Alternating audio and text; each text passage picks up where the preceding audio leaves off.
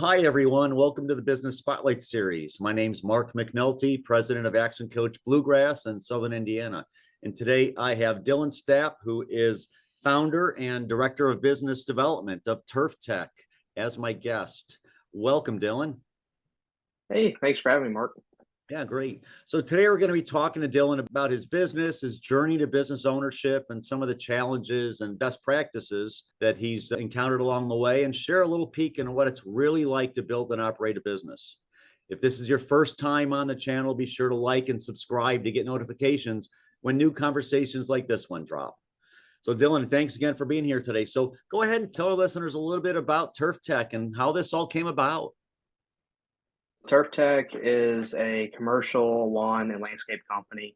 We have two divisions of Turf Tech. We have our commercial side where we focus on large apartment complexes, industrial properties, HOAs, anything that has a lot of grass and a lot of landscaping is kind of what we focus on. And then our other side of Turf Tech is our residential fertilization, weed control, and mosquito control. We started Turf Tech, my partner and I, Grant. We started Turf Tech in 2019. We had our individual companies when we were younger. I started in high school. Grant did too. We ran our companies and we met actually through BNI. We kind of had similar challenges. So we started working together a little bit. We were on opposite sides of town. So I was on the Dixie side and Grant was kind of on the east side of Louisville. And if we had work, we would kind of help each other out. I would do something on my side of town. He would do something that's mine on his side of town. Eventually, we kind of just kept running into the same problems and challenges. And we had a conversation. We're like, hey, we're already helping each other, already working together. What do you think about merging and forming a company together?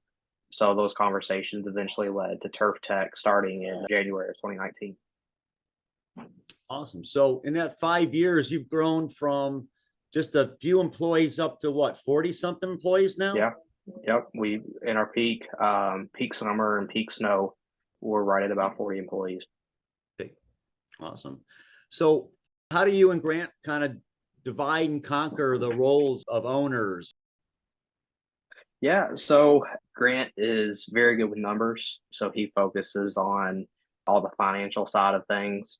And then I do most of our sales. So I do all of our customer contacts. I do a lot of the bidding, a lot of the outbound sales. That's where I focus. Good. So tell us a little bit about Turf Tech. What makes you guys special? Why should somebody come to you instead of, there's a lot of competition for lawn treatments, for, both on the commercial residential. What is it that makes you guys so special that you've had this awesome growth and great results? Yeah. So I think it kind of starts with the name. Turf Tech. We really implemented a lot of technology. We've got multiple systems that we run Turf Tech off of. It starts with all of our guys have an app on their phone that has their entire day on it. They take their pictures, they take their notes for each job they go to. The app has everything they need. It has the notes for the job. Does this property have a dangerous hill, or does this property have an area that stays wet? Any of those questions is answered on their app when they pull up to the job and clock in. When they clock into a job, they have to take pictures before and after. It also GPS tracks them throughout the entire day. So I think just the way that we approach technology is the first thing. We've also, culture is huge for us. We're working really hard to build a culture of people that people want to work here. We want to be a destination company. I truly believe that if you treat your people right, they're going to treat your customers right. I think it starts internal. And I really think that is what sets us apart, is that we're doing everything we can to really give our people a place that they enjoy being at. They want to come to work every day. And then I think that will trickle down to when they're out in the field. Okay. Awesome. So what's something you wish people knew about Turf Tech? Oh, that's an interesting question. I think we have started how a lot of larger commercial companies start. We start with doing residential work. I guess what sets us apart is we still do residential work. So for our commercial clients, what that means for them is that they get a level of service where we have to be personable with them. They get a lot of communication through us because on the residential side, it's constant contact. And we're going to keep that. We've learned a lot from our residential customers. And I think a lot of times people don't carry that over. So I guess just I'd like people to know that we have a real personable side of Turf Tech that we're going to carry over to everyone. Okay, awesome. So you mentioned technology. I want to go back to that real quick. So how does that technology help you serve your customers better? What's the advantage to your, to your clients and customers of your embrace and integration of technology like you have? I think ease of use, ease of contact, we're very easy to do business with. They have a portal that they can log into and see everything that's being done. They can see all their invoices. They can see when things are scheduled. I think that's the biggest thing. And then also, if there's ever any questions about what we did or when we did it, we have all of the, I guess, proof that we were there and we did that. Okay, awesome. And I'm a client and I like the fact that I get notifications when someone's coming out. It's not a surprise. And I can go look, if I'm not sure when you're coming next, I can go look it up and find it. So that does make it easier and nobody else has that. So I think that's a big differentiator Yeah. on the service side. So you're the business development guy. So tell me about, what are your marketing strategies? Where do you get your clients from? So on the commercial side, a lot of our clients are outbound sales. So it's going to them for the contact and building a relationship to where that we're the people that they come to when they need something. Right now, that's our main focus. And then really, we're focused more on branding than really marketing. We want to be recognized. And we actually we're working on partnering with a marketing company to kind of help us with that side of things. Of course, we do Facebook and Instagram and LinkedIn and things like that. Definitely on the marketing, though, that's something we need some help with. And we're actively looking for a partner with that. Okay, awesome. So you mentioned BNI. Are you still, it's a big referral network. I know that was one of the ways that you and Grant both started networking your business. Are you still doing a lot of networking like that? Yeah, I'm no longer in BNI. Definitely, I still go to networking events. We're a part of a couple associations that I go to, part of the local apartment association. We do all of the events that we possibly can with them. With us being really focused on the commercial side, BNI isn't always the best avenue as far as networking goes on that. So we try to look for other associations that directly correlate with commercial properties. Okay. All right. Great. So you covered kind of how you and Grant came together. What was that transition like, coming together and bringing two companies together and partnering? Because, people do that all the time, but, how did that work for you? How did you make it work? I think it really helped that we were already working together before, we just decided one day to partner together. We had already been on jobs together. We had already helped each other through situations. A partnership is a lot like a marriage. You definitely have your ups and your downs. You have good days and you have bad days. But at the end of the day, you have someone else to lean on. You know that if you're away, there's someone else taking care of your business. There's a lot of tough conversations that need to be had when you first start working together. You need to know really the layout and what your responsibilities are. And that'll help just in the future of arguments or confusion of who's going to take care of what. And also, you know your strength, and when you work together, you know the other person's strength. My strengths aren't numbers. That's Mhm. Grant's strength. So I'm not going to try to be the numbers guy. So it's just, what your strengths are is what you need to focus on. Right.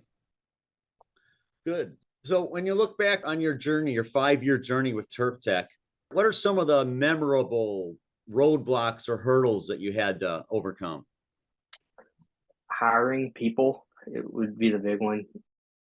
I think we've made all the mistakes when it comes to hiring the wrong people or putting the wrong people in the wrong places.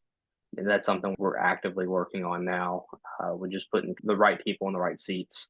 I think everyone went through a portion a few years ago where you just needed any of the help you can get. We were willing to hire anyone that walked in the front door. And we've finally gotten to the point where that's not the case. We only hire people that we believe want to be here, and we only hire people that we want to be here. So, culture is extremely important to us now. So I'd say one of the biggest hurdles was just figuring out who we need to put where.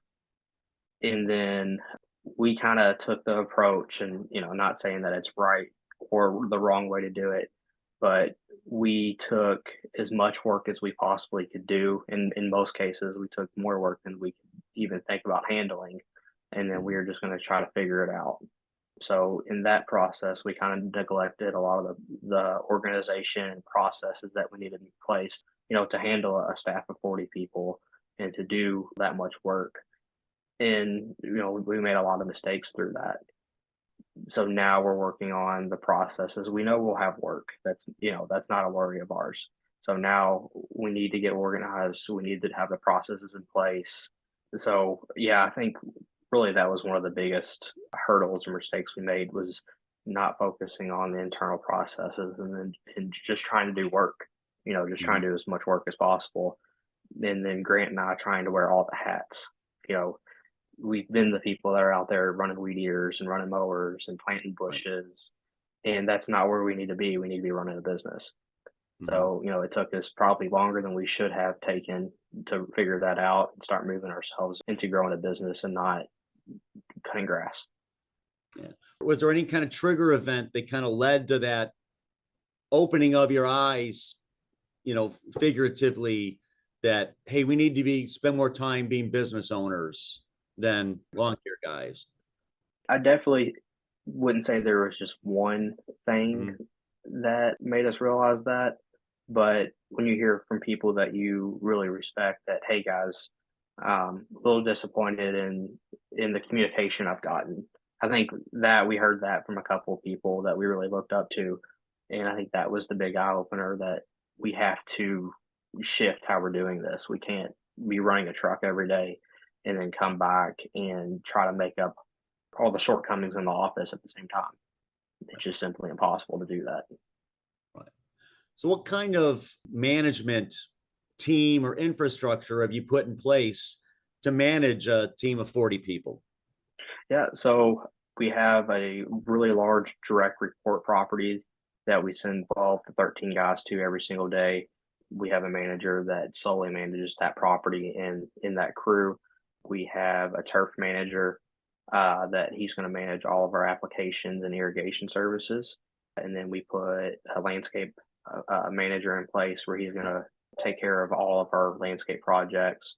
And then we'll have a mow manager that manages all of our mow guys. And then Grant is kind of in the office. He's taking care of payroll, anything that has to do with scheduling, things like that. And then you have me. I kind of manage the large direct report guys with their manager, and then any of the sales. So what kind of things do you do to develop your supervisors, managers, leaders? We do weekly meetings. We'll bring everybody in, we'll sit at a table, we'll go over the things that we have to talk about, and then we'll kind of open it up to them. Hey guys, what are you all seeing? What problems are you having? What questions do you have? And then we'll kind of go into, that how to develop them to handle those situations, what to do during those situations. So just really a lot of touch points with them over situations, how to handle them. We Mhm. want them to be able to handle the situations, not us to, step on their toes and go handle it. Right. Okay. It's your ability that you're willing to say publicly, what's next for Turf Tech? Where do you see the business going in the next 3 to 5 years? Yeah, so we're going to really focus on our commercial division. We really want to grow our maintenance. So that's mowing, landscape maintenance. We're really wanting to focus on the commercial side of things for that. Within 5 years, we would definitely like to have another location. So whether that comes through acquisition or just starting up a new location, we'll, kind of see where that goes. And then we're looking at some acquisitions as far as fertilization weed control goes.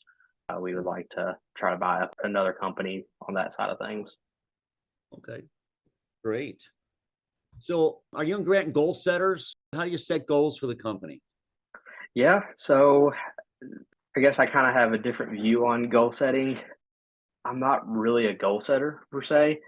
We always kind of just shoot for the stars, figure it out.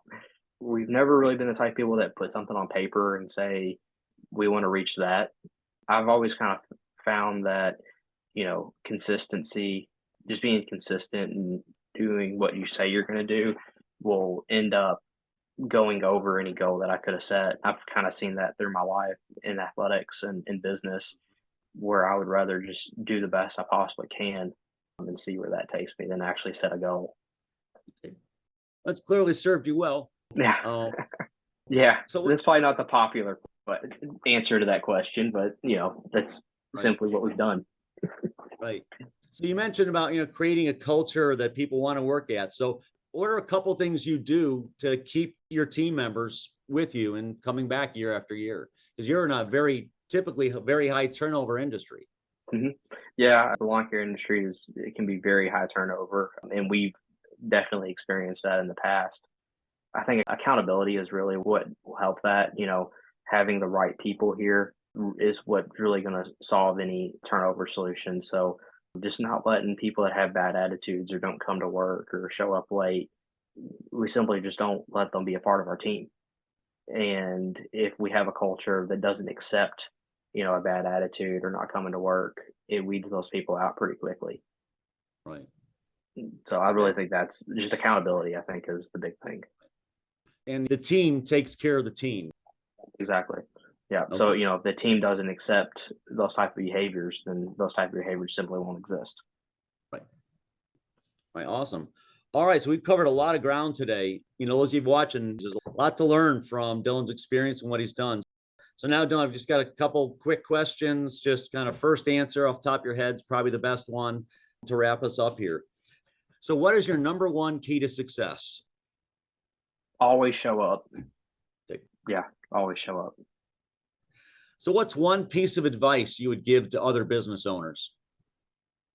Never give up, I think, is the big one. You're going to hit a lot of really difficult moments. It's never easy. You're going to have a whole lot of ups and downs. It takes years to build a business. It requires a lot of patience. It requires a lot of money. It's just simply time. So just because you're 2, 3 years, 4 or 5 years into growing a company, you're not there yet. So you have to keep pushing, and you may not be able to see it, especially someone that's just starting a company. You may not be able to see the light in the tunnel, but it's there. Good advice. What's one book or audio version of a book that you're reading or have read recently that you would recommend to other business owners? Currently working on Can't Hurt Me. Can't Hurt Me. Okay. Yep. So by David Excellent. Hawkins. Okay. Excellent. And then if I had a magic wand, I don't, by the way, but if I did, what's one area of your business you'd want me to wave it over and improve immediately? To immediately improve. We have a lot of things that we're really working on, and I understand that everything takes time. You can't do everything at once. I guess just to have all of the ideas of processes that we have in our heads or on paper to actually implement all of those. Okay. So if we could just, if I could show you a piece of paper of all the ideas of processes I have, and we could just wave it over top of it to implement all of those, that'd be it. And I'm not sure what just happened behind me. Yeah, that was interesting. That was odd. Yeah, it's like, did you do that? I didn't. No, I didn't touch anything, but it was a nice effect. Yeah. So, yeah. All right. So before I ask my very last question, how would somebody get a hold of you or learn about you if they were looking to learn more about you and contact you so that they could hire you? Facebook, you can go at Turf Tech KY is our Facebook. You can find me on LinkedIn, Dylan Stapp on LinkedIn. You can always visit our website, fill out a form on our website. We can set up a time to meet if you have a property that you'd like us to look at. Okay, awesome. Thank you. All right, so last question. What inspires you the most today? What inspires me the most? I think really what inspires me is just to create a place that people want to be at, somewhere that they're proud to be at, somewhere that my family is proud to say that I've built or that we've built. I think that's really what inspires me, is just the people around me. Okay, awesome. Love that. So thank you so much. So ladies and gentlemen, this has been Dylan Stapp co-founder of Turf Tech, also the director of business development. He's shared a lot of great lessons with us today that have led to his and Grant's success. So I highly recommend listen to this a couple times and then go ahead and subscribe to this channel so that you can get all of our interviews and learn lessons from all the amazing business owners that we're interviewing and sharing best practices and learning about great providers of services. So if you need lawn care, I personally recommend Turf Tech. Get a hold of Dylan, and he and his team will do a great job taking care of you. So thanks again, everybody. Thank you, Dylan, so much for sharing your time with us today. Yeah, thank you. I appreciate it. All right. Ladies and gentlemen, we will see you again next time. Bye for now.